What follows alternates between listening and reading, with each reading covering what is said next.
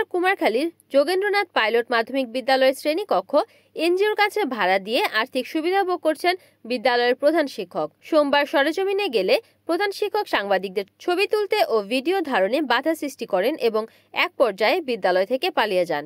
JN মাধ্যমিক বিদ্যালয়ের চতুর্থ তলা শ্রেণীকক্ষ তালাবদ্ধ অবস্থায় জানালা দিয়ে দেখা যায় ব্ল্যাকবোর্ডের জায়গায় দিশা স্বেচ্ছাসেবী আর্থসামাজিক উন্নয়ন ও মানবিক কল্যাণ সংস্থা ও সার্বিক সহযোগিতায় পল্লী কর্মসহায়ক ফাউন্ডেশনের ব্যানার লাগানো এবং টেবিলের ওপর বেশ কিছু ফাইলপত্র রাখা।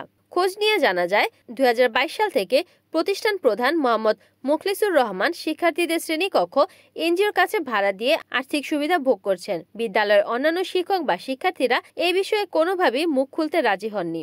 অপরদিকে প্রধান শিক্ষকের নিকট শ্রেণীকক্ষে এনজিওর ব্যানার ও টেবিলে ফাইল রাখার বিষয়ে জিজ্ঞেস করলে কোনো সদুত্তর দেননি এবং ছবি তুলতে ও ভিডিও করতে গেলেও বাধা সৃষ্টি করেন। উপজেলা মাধ্যমিক শিক্ষা অফিসার মোহাম্মদ নাজমুল হক জানান, তিনি কুমারখালীতে সদ্য যোগদান করেছেন, যে কারণে বিষয়টি তার জানা নেই। খোঁজ খবর নিয়ে প্রয়োজনীয় ব্যবস্থা নেওয়া হবে বলে জানান তিনি।